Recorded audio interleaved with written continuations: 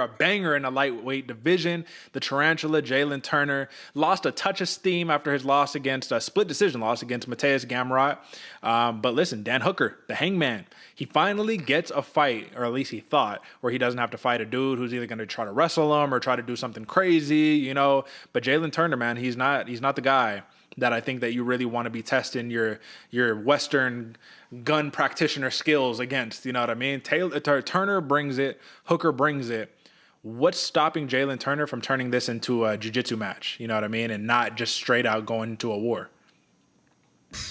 Ooh, man, maybe the distance management that Dan Hooker used to have, sometimes still does have. He has the ways to move his feet, deep kicks, and control people at range. Have we seen him use it? Have we seen his opponents enter in smoothly under his hits and come over the top? We've seen multiple ways which opponents have been able to overwork or outmaneuver his abilities in that range management. And it's going to be a hard one too against a dude with basically the exact same reach, but 3 inches in height and probably like 4 to 5 inches in the legs.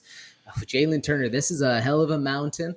Hopefully, you never know. We said it before, or we've seen it happen before, Derek. We never called it when it happened, but Blon Brunson came out and changed the world. Will Blon Hooker? I mean, listen, it's a tall task in front of him, figuratively and literally. But I think the real key here is let's look at just like the context behind this. Dan Hooker, like he said it, he was like, listen, the COVID days, they didn't treat the Hangman very well, but that's okay.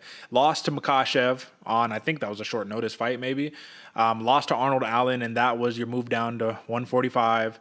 The other losses that he had were what? Michael Chandler, Dustin Poirier. You're not losing to bad guys. You're losing to the best guys, honestly, right? I think what it comes down to, though, is that it seemed like Hooker was kind of looking for a size advantage in this division where he already had a size advantage, and he got tuned up by the 145er that he had the size advantage on. Now you're fighting the guy that has the size advantage on you. So you're the little guy again. How are you going to fare well with that? How are your knees and your elbows going to work when this is the bigger guy? I think that's the thing you got to watch out for. The knees of Jalin Turner, the long punches, the teep kicks. It's convenient to say this is like a clone matchup, but in reality, it's not at all, is it? No, not at all, Derek. In fact, it's not at all a clone matchup because when I saw this, I was a little upset for the Dan Hooker corner. I'm like, damn, they're giving him to Jalin Turner?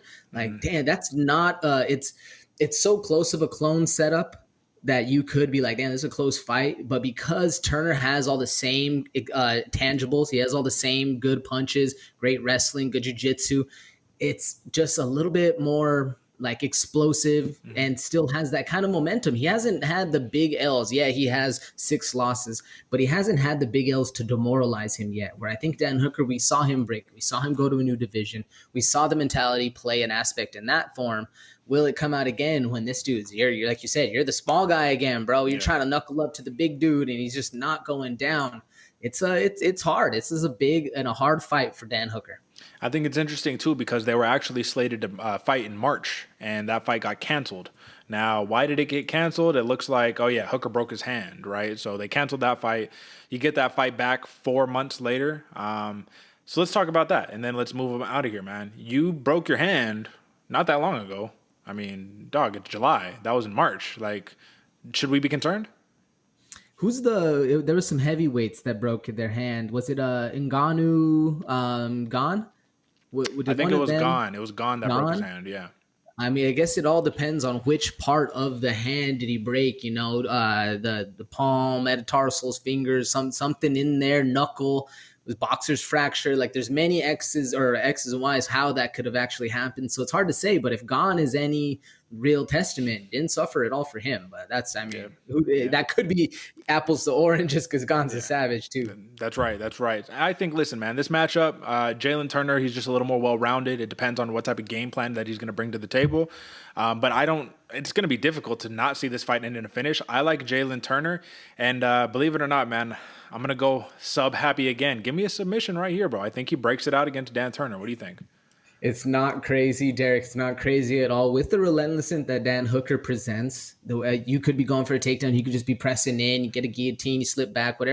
However, you're the jiu-jitsu specialist, so that's an apt call, and I'm glad I'm going TKO, man. I'm glad you left that one for me. I'm going to TKO plus 175. Give me Jalin Turner, and unfortunately, I like Dan Hooker, man, but round one, late round one. I think this just is not a good fight. Yeah, and I'll say if I'm gonna put on like my Mystic Mac hat again, I'm thinking standing guillotine or a Darce. I'm thinking that's what gets the job done for Jalin Turner. Anaconda Darce variation, whatever. All right, Jalin Turner across the board, baby.